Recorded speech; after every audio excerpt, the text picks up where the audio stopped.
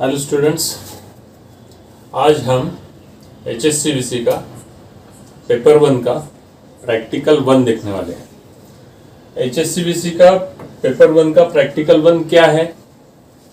तो हम यहाँ पे हमारे पास ये प्रैक्टिकल लिख के दिया हुआ है, आपको भी ये व्हाट्सएप के ऊपर भेजा हुआ है और ये व्हाट्सएप के ऊपर जो प्रैक्टिकल आपको भेजा हुआ है उसका प्रॉपर तरीके से कॉपी में लिखना और वो लिख के चेक करने के लिए देना ज़रूरी है। तो ये प्रैक्टिकल 1 हमारा demonstration on wiring with PVC channel PVC। अभी वायरिंग हम सभी तरफ करते हैं। वायरिंग घर में करते हैं, शॉप में करते हैं, कमर्शियल कॉम्प्लेक्स में करते हैं, इंडस्ट्री में करते हैं। ये जो वायरिंग है ये इसके अलग अलग कनेक्शंस रहते हैं। इलेक्ट्रिक इक्विपमेंट्स के लिए वायरिंग रहता है, इलेक्ट्रिक लाइटिंग के लिए वायरिंग रहता है, इलेक्ट्रिक मोटर के लिए वायरिंग रहता है। ये सिंगल फेज वायरिंग रहता है, 3 फेज वायरिंग रहता है। उसके बाद ये 230 वोल्ट के ऊपर ऑपरेट होने वाला वायरिंग रहता है जो डोमेस्टिक वायरिंग हम बोलते हैं। इसके इंडस्ट्रियल वायरिंग जो रहता है ये 440 वोल्ट 3 फेज के ऊपर ऑपरेट होता है। तो ये जो वायरिंग है ये कैसा करना चाहिए, उसके लिए टूल्स कौन से लगते हैं, ये हम आज के प्रैक्टिकल में देखते हैं। देखो, कोई भी प्रैक्टिकल करने का है तो उसके लिए टूल्स एंड इक्विपमेंट्स प्रॉपर तरीके से प्रॉपर जगह पे यूज़ करना बहुत ज़रूरी है। तो ये वायरिंग के लिए हमको क्या क्या लगेगा? एक स्क्रू ड्राइवर लगेगा, नोज प्लायर लगेगा, कटर लगेगा। उसका साइज़ क्या है? तो स्क्रू ड्राइवर का साइज़ है 4 इंच, 6 इंच, 10 इंच। इसमें स्क्वायर वाला स्क्रू ड्राइवर आता है, उसके राउंड स्क्रू ड्राइवर आता है, फ्लैट स्क्रू ड्राइवर आता है। जो भी हमें जिस प्रकार का स्क्रू खोलने का या टाइट करने के लिए यहाँ पे स्क्रू ड्राइवर की अलग अलग डायग्राम्स दी है, ये प्रैक्टिकल कॉपी में तुमको उतारने का। नोज प्लायर, ये यहाँ पे नोज प्लायर की डायग्राम दी है। कटर ये अलग अलग टाइप के आते हैं। इसमें कॉम्बिनेशन प्लायर में भी एक कटर रहता है।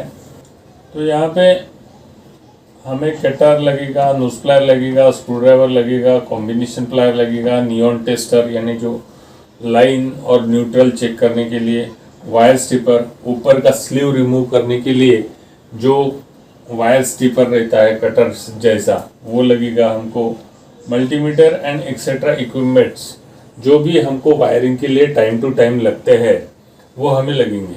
यहाँ पे देखो, ये अलग अलग टूल्स यहाँ पे बताए हुए हैं। ये यहाँ पे टूल्स कौन कौन से बताए हैं? तो यहाँ पे देखो, ये कॉम्बिनेशन प्लायर है, ये भी कॉम्बिनेशन प्लायर है, ये कटर है, ये नोज प्लायर है। ये नोज प्लायर के अलग अलग टाइप्स है। यहाँ पे भी ये यहाँ पे कुछ नोज प्लायर बताया है, यहाँ पे पिंसर बताया है। तो इस प्रकार के ये अलग अलग टूल्स हमें लगते हैं। यहाँ पे देखो, ये क्लॉ टाइप हैमर है, ये चीजल है। तो यहाँ पे ये जो ऊपर में बताया है ये इलेक्ट्रिकल हैंड टूल्स है। ये इलेक्ट्रिकल हैंड टूल्स यहाँ पे बताया है, ये इलेक्ट्रिकल हैंड टूल्स है। फिर नीचे में और जाएंगे हम तो यहाँ पे मैकेनिकल हैंड टूल्स कौन कौन से लगते हैं? मैकेनिकल हैंड टूल्स यानी हैमरिंग करना, चिजलिंग करना, कटिंग करना, ये मैकेनिकल प्रोसेस है। इलेक्ट्रिकल प्रोसेस कौन सी है? तो इलेक्ट्रिकल प्रोसेस जो है कनेक्शन करना, वोल्टेज चेक करना। तो मैकेनिकल हैंड टूल्स में कौन कौन से है? बॉल पिन हैमर है, यहाँ पे मैकेनिकल हैंड टूल्स में बताया है। बॉल पिन हैमर है, ये क्लॉ हैमर है, हैमरिंग प्रोसेस के लिए यूज़ होती है। क्लॉ हैमर है, ओपन स्पैनर सेट है, वुडन चिजल है, हैक्सॉ फ्रेम है, वुडन सॉ है। ये सभी इक्विपमेंट्स हमें वायरिंग करते समय लगते हैं। ये वायरिंग जो PVC की होती है, ये PVC की केसिंग और कैप मार्केट में मिलती है उसमें अलग अलग साइज के पीवीसी चैनल्स आते हैं। उसमें एक बेस रहता है और उसके ऊपर कैप लगती है।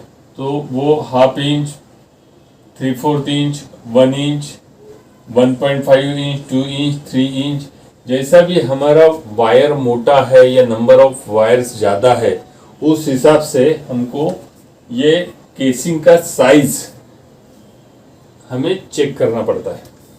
उसके बाद लैंप होल्डर, लैंप लाइटिंग के लिए हमें अलग अलग टाइप के होल्डर्स लगते हैं। ये एंगल होल्डर है, बॉटम होल्डर है, स्ट्रेट वाला जो है वो बॉटम होल्डर बोलते हैं, एंगल वाला जो रहता है उसको एंगल होल्डर बोलते हैं। उसमें बल्ब लगा के हम इल्यूमिनेशन कर सकते हैं। उसमें अलग अलग टाइप के स्विचेस लगते हैं। उसमें 1 वे स्विच है, 2 वे स्विच है, 2 पिन 5 पिन सॉकेट्स है। ये जैसे भी हमें रिक्वायर्ड रहते हैं उस हिसाब से हम वो मार्केट से मटेरियल लाते समय उसकी लिस्ट बनाना चाहिए और वो 5 एम्पियर का है, 15 एम्पियर का है, उसका करंट रेटिंग क्या है, उसका वोल्टेज रेटिंग क्या है, उसके हिसाब से हमें वो परचेस करना चाहिए। तो उसमें बोर्ड हमें फिटिंग के लिए लगते हैं। आजकल कंसील्ड बोर्ड ज़्यादा यूज़ होते हैं, लेकिन सनमाइका या दीवार के ऊपर लगाने के लिए 4x4 के बोर्ड्स आते हैं, 6x8 के बोर्ड आते हैं, 8x10 के बोर्ड आते हैं। ये वुडन बोर्ड भी आते हैं। आजकल पीवीसी बोर्ड ज़्यादा आने लगे हैं और पीवीसी बोर्ड में उसके स्लॉट्स जो है, स्विचेस के स्लॉट्स ये बनाए हुए रहते हैं। स्विचेस बोलो या सॉकेट्स बोलो, उसके स्लॉट उसके हिसाब से बनाए हुए रहते हैं। यानी हमको चिजलिंग या बाकी का जो काम करना पड़ता है वायरिंग के वक्त वो नहीं करते हुए ये रेडीमेड आता है, तो हमारा काम इजी हो जाता है। उसके बाद वो कॉपर वायर मेन है। कॉपर वायर जो है ये 1 mm, 2 mm, 2.5 mm, 3 mm, 4 mm, 5 mm, 10 mm तक अलग अलग वायर आता है। ये कौन सा वायर कहाँ पे लगाना ये हम एक्सपीरियंस के ऊपर ठहरा सकते हैं। ये वायरिंग जो है ये करंट डेंसिटी के ऊपर हमें चेक करना पड़ता है कि कौन सा वायर कहाँ पे लगेगा। लोड अगर कम है यानी लाइटिंग का लोड है, आगे में लाइटिंग घर की हॉल की अगर लाइटिंग का कनेक्शन हमें करना है, सीलिंग फैन का कनेक्शन करना है, तो हम 2 mm का वायर या 3 mm का वायर प्रीफर करेंगे। 2 mm का वायर में मैक्सिमम काम होता है लाइटिंग का। लेकिन पावर के कनेक्शन हमें करना है, यानी गीज़र है, माइक्रोवेव ओवन है, फ्रीज है, रेफ्रिजरेटर है, एसी है, इस प्रकार के जो हेवी करंट वाले इक्विपमेंट्स है जिसका वाट्स 1 किलोवाट से 3 किलोवाट में रहता है और वो डोमेस्टिक पर्पस के लिए हम यूज़ करते हैं घर में, तो इसके लिए मिनिमम 4 mm, 3 mm से 4 mm का वायर यूज़ करना चाहिए। वायर में से जो करंट फ्लो होता है, ये वायर में से करंट फ्लो होता है, ये जितना करंट ज़्यादा उसकी वायर की मोटाई थिकनेस जो है वो भी हमें ज़्यादा लगेंगी। करंट ज़्यादा तो थिकनेस ज़्यादा, करंट कम तो थिकनेस कम। इस प्रकार से हम प्रैक्टिस से समझ सकते हैं कि कहाँ पे वायर कितने मोटाई का, कितने थिकनेस का लगना चाहिए।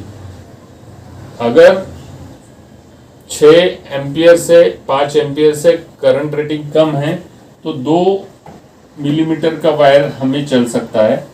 उससे ज़्यादा अगर करंट है तो 3 और 4 mm का वायर हमें लगेगा। तो इस प्रकार से हम ये यूज कर सकते हैं। उसके बाद ये होने के बाद अलग अलग टाइप के हमें कनेक्शन करना पड़ता है। तो ये जो कनेक्शन है यहाँ पे देखो, 2 वे स्विच स्टेयरकेस वायरिंग हमें बहुत बार करना पड़ता है। अभी 2 वे वायरिंग या स्टेयरकेस वायरिंग यहाँ पे मैंने डायग्राम दी हुई है, ये थोड़ी सी बड़ी करके हम देखेंगे। ये देखिए यहाँ पे ये 2 वे वायरिंग आई है। यहाँ पे एक बल्ब हमें 2 जगह से कंट्रोल करने का है। यहाँ पे एक बल्ब 2 जगह से कंट्रोल करने का है, तो ये कैसा करेंगे? यहाँ पे ये फेज है, ये न्यूट्रल है। यहाँ से फेज से जब ये सपोज ये जीने की वायरिंग हम कर रहे हैं, तो ये टॉप फ्लोर का स्विच है और ये बॉटम फ्लोर का स्विच है। टॉप फ्लोर का स्विच है, यहाँ पे ये 2 वे स्विच लगाया है। 2 वे स्विच लगाया है, तो यहाँ पे देखो ये सेंटर पोल है, यहाँ पे एक पोल है और यहाँ पे एक पोल है। इस सेंटर पोल से एक तो पॉइंट इधर कनेक्ट होता है, नहीं तो दूसरा पॉइंट इधर कनेक्ट होता है। यहाँ पे जैसा ही ये हॉट वायर यहाँ पे कनेक्ट होगा, तो ये देखो ये पोजीशन जो है अभी ये ऐसी लगी हुई है, ये ऐसी, ये हॉट वायर को कनेक्ट हो गया, ये सप्लाई इधर से इधर जाएगा, फिर यहाँ से ये बल्ब जो लगा हुआ है यहाँ पे ये कनेक्ट हो गया, यहाँ से ये न्यूट्रल को जा रहा करंट। तो ये सभी सर्किट, इलेक्ट्रिकल सर्किट कंप्लीट हो रहा, ये इलेक्ट्रिकल सर्किट कंप्लीट हो रहा, तो यहाँ पे बल्ब लग जाएगा। ये स्टेयरकेस वायरिंग है, यहाँ पे 2 2 वे स्विच यूज होते हैं, एक होल्डर यूज होता है, और इसका कनेक्शन डायग्राम जो है ये तुम्हें यहाँ पे प्रैक्टिकल में निकाला गया है। यहाँ पे देखो ये 2 वे डोमेस्टिक लैंप वायरिंग, 3 वे ये स्टेयरकेस वायरिंग है। उसके बाद इलेक्ट्रिक मीटर के लाइन का वायरिंग है। ये इलेक्ट्रिक मीटर के लाइन का वायरिंग मैं तुमको और ज़्यादा एक्सप्लेन करके बताऊंगा। यहाँ पे ये हम डायग्राम बड़ी कर लेते हैं। देखिए ये हमारा एनर्जी मीटर है। ये एनर्जी मीटर को हम किलोवाट आवर मीटर भी बोलते हैं। यहाँ पे मेन स्विच यानी एमसीबी या SPDP switch, single pole double throw switch या double pole double throw switch हम यूज़ करते हैं। यहाँ पे एमएससीबी से हमको फेस और न्यूट्रल ये 2 वायर्स आते हैं, लाइव वायर, लाइन वायर या न्यूट्रल वायर, वो डायरेक्टली मीटर में जाता है।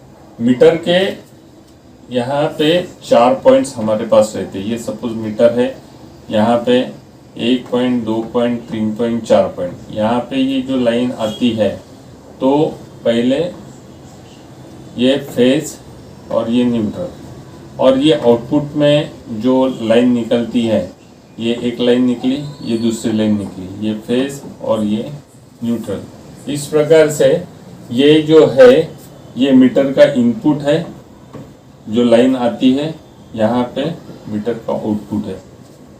तो इस प्रकार से ये मीटर के कनेक्शन रहते हैं। इसके बाद में हम आगे में देखते हैं, तो यहाँ पे ये पूरा कनेक्शन बताया हुआ है।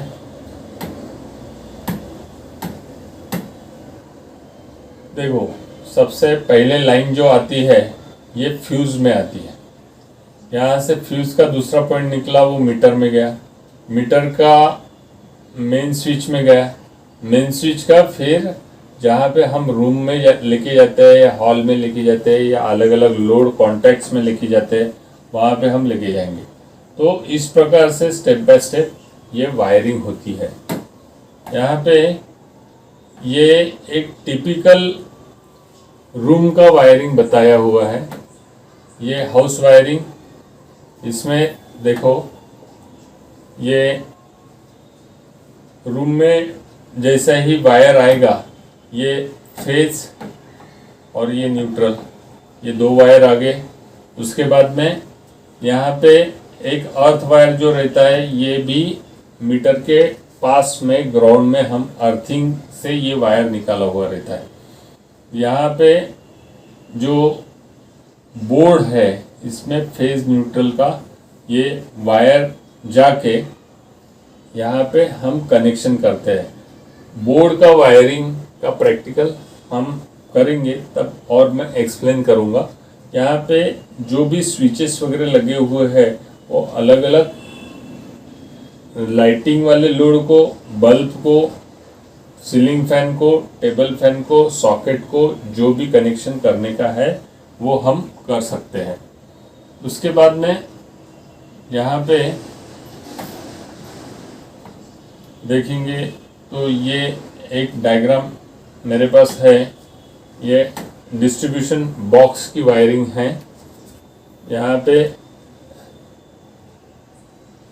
Electric meter, main switch, distribution board. उसके बाद ये जो प्रोसीजर के पॉइंट्स है ये हमें देखने का है।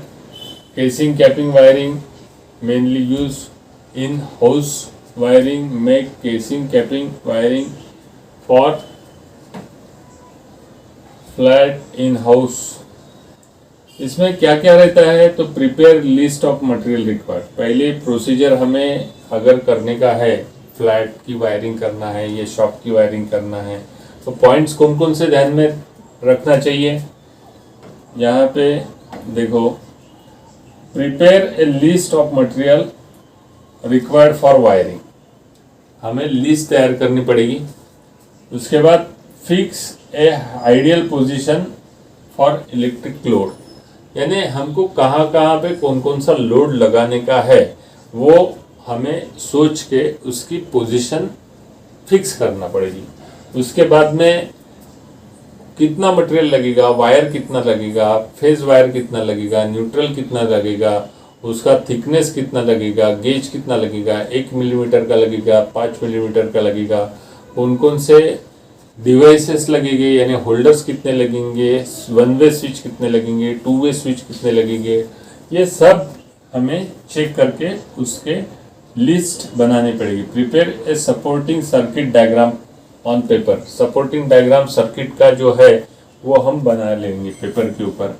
Make A marking on wall layout, ये वॉल के ऊपर एक मार्किंग थ्रेड लेने का, वो गेरू में डाल के टाइट पकड़ के दीवार के ऊपर मार्किंग कर लेने की, तो हमारी जो वायरिंग है वो स्ट्रेट आएगी। उसमें make distribution board fitting on ideal position, यानी डिस्ट्रीब्यूशन बोर्ड या कंट्रोल स्विच जो कंट्रोल बोर्ड्स है वो आइडियल पोजीशन, यानी दरवाजे से एंट्री लेने के बाद लेफ्ट या राइट साइड में जैसी भी हमारी एंट्री है वो पोजीशन के ऊपर हमें फिट करना पड़ेगा। Run phase neutral and earth wire from main boards, ये run neutral on position of each load, ये लोड ऑन होने के लिए उसको फेज लगता है और न्यूट्रल लगता है, तो वो न्यूट्रल हम लूप करते करते एक लोड से दूसरे लोड की तरफ लेके जाते हैं, तो वो न्यूट्रल वायर हमें कम लगता है। फेज वायर हम स्विच से लेके जाते हैं तो फेज वायर हमें ज़्यादा लगता है। Make a connection of half phase wire run from 1 way switch to load, check all wiring connection after completion, ये टेस्टिंग बहुत ज़रूरी है। अगर टेस्टिंग प्रॉपरली होती है, हम मेगर से चेक करना चाहिए, मल्टीमीटर से या टेस्ट लैम्प से हम प्रॉपर तरीके से चेक करके फिर धीरे धीरे एक एक लोड ऑन करके दिखना चाहिए, नहीं तो शॉर्ट सर्किट की वजह से हमारे वायरिंग में आग भी लग सकती है। ये प्रिकॉशन, उसमें लूज कांटेक्ट भी नहीं रहना चाहिए, लूज कांटेक्ट की वजह से स्पार्किंग होगी। ओवरऑल कनेक्शन चेक करने के बाद हम टेस्टिंग रिपोर्ट देके आगे में जा सकते हैं। तो इस प्रकार से वायरिंग करते समय अलग अलग प्रिकॉशन भी हमें लेना है। ये प्रिकॉशन कौन कौन सी लेना है, तो check all connection, avoid loose connection. Loose contact नहीं रहना चाहिए कहाँ पे भी। मैंने बताया तुमको, स्पार्किंग होती है, स्विचेस खराब हो गए, हमारा लोड फ्यूज हो जाएगा, ये बहुत हार्मफुल रहता है। Check all wiring connection after completion and commissioning. Commissioning यानी स्टार्ट करना, तो ये पूरी वायरिंग चेक करके हमें प्रॉपर तरीके से स्टार्ट करने का है। Proper gauge of wire connected to load, यानी लोड जितना भी है उसके हिसाब से हमको वायरिंग की मोटाई यानी थिकनेस तय करके ही लगाना है। यानी लोड ज़्यादा है और 1 mm का वायर लगा दिया तो क्या हो जाएगा, नेचुरली वायर जल जाएगा, गर्म आएगा, अंगार लगेगी। यानी इतनी ढेर सारी हम अच्छे से वायरिंग करेंगे और क्या हो गया, तो जल गया वायर। हमारा इंप्रेशन कस्टमर के तरफ कैसा होगा, ये नहीं होना चाहिए। Use earthing connection to earth point, यानी अर्थिंग प्रॉपरली अर्थ पॉइंट को कनेक्ट करना। अर्थिंग क्यों लगाते हैं, ये अर्थिंग का प्रैक्टिकल आगे में है, वहाँ पे मैं एक्सप्लेन करूँगा ही। लेकिन अर्थिंग अगर नहीं है तो आदमी को शॉक लगता है, और हमें अगर शॉक लगता है तो इंजरी हो सकती है। ये अवॉइड होने के लिए हर इक्विपमेंट को अर्थिंग होना बहुत ज़रूरी रहता है। Avoid short circuit, use MCB, ELCB। ये आजकल बहुत अच्छे डिवाइस आए हैं। MCB मिनीचर सर्किट ब्रेकर्स आए, ओवर करंट हो जाता तो फट से बटन ऑफ हो जाता, हमें ध्यान में आ जाता क्या शॉर्ट सर्किट फॉल्ट है, ओपन सर्किट या अर्थ फॉल्ट है। तो हम प्रिकॉशन से प्रॉपर तरीके से स्टेप बाय स्टेप काम करेंगे तो अच्छे से हम वायरिंग कर सकेंगे। तो ये यहाँ पे हम वायरिंग कंप्लीट करके टेस्टिंग करके अगर फिटिंग प्रॉपर तरीके से करते हैं तो हमारा जो कस्टमर है ये हम पर सेटिस्फाइड रहेगा और हम पर खुश होके नेक्स्ट टाइम में हरदम हमको बुलाएगा।